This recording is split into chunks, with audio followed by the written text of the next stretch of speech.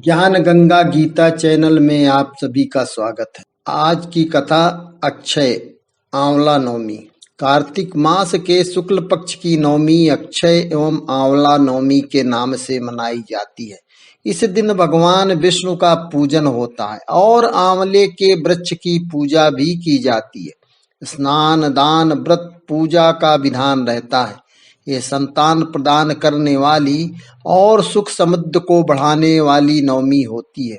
भारतीय सनातन धर्म में पुत्र रत्न की प्राप्ति के लिए महिलाओं द्वारा आंवला नवमी की पूजा को महत्वपूर्ण माना गया है। कहा जाता है कि यह पूजा व्यक्ति के समस्त पापों को दूर कर पुण्य फलदायी होती है, जिसके चलते कार्तिक मास की शुक्ल पक्ष की नवमी को महिलाएं आंवले के पेड़ की विधि विधान से पूजा अर्चना कर अपनी समस्त मनोकामनाओं की पूर्ति के लिए प्रार्थना करती हैं। अक्षय नवमी को जप दान तर्पण स्नानादि का अक्षय फल होता है। आंवला नवमी को अक्षय नवमी के रूप में भी जाना जाता है। इस दिन द्वापर युग का प्रारंभ हुआ था। कहा जाता है कि आंवला भगवान विष्णु का पसंदीदा फल है। आंवले के वृक्ष में समस्त देवी देवताओं का निवास होता है, इसलिए इस दिन आंवले के वृक्ष के पूजन का विशेष महत्व है। अक्षय नवमी के दिन आंवला वृक्ष के नीचे भोजन बनाकर खाने का भी विशेष महत्व है। यदि आंवला वृक्ष के नीचे भोजन बनाने में असुविधा हो तो घर में भोजन बनाकर आंवला के वृक्ष के नीचे जाकर पूजन करने के पश्चात भोजन करना चाहिए। भोजन में सुविधा अनुसार खीर पूड़ी या मिष्ठान हो सकता है। इस दिन पानी में आंवले का रस मिलाकर स्नान करने की परंपरा भी है। ऐसा करने से हमारे आसपास से नकारात्मक ऊर्जा खत्म होती है, सकारात्मक ऊर्जा और पवित्रता बढ़ती है।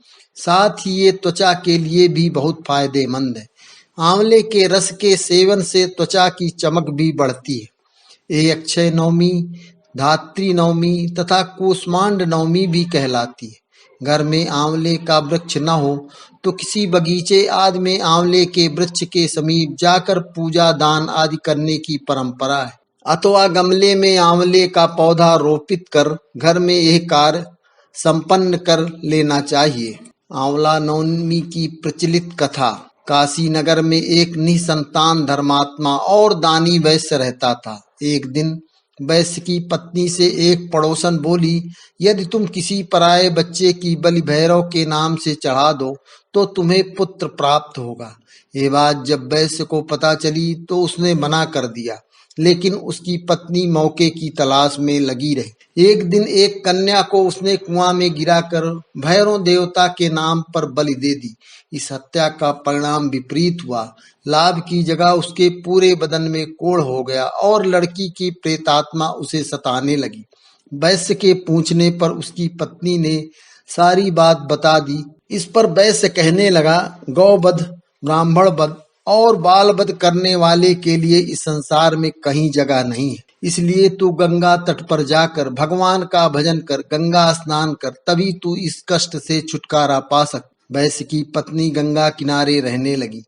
कुछ दिन बाद गंगा माता वृद्ध महिला का वेश धारण कर उसके समीप आई और बोली, यदि तुम मथुरा जाकर कार्तिक नवमी का व्रत तथा आंवला वृक्ष की परिक्रमा और पूजा करोगी तो ऐसा करने से तेरा यह कोढ़ दूर हो जाएगा। वृद्ध महिला की बात मानकर वैश्य की पत्नी अपने पति से आज्ञा लेकर मथुरा जाकर विधि पूर्वक आंवला का व्रत करने लगी। ऐसा करने से वो भगवान की कृपा से दिव्य शरीर वाली हो गई तथा उसे पुत्र की प्राप्ति भी हुई।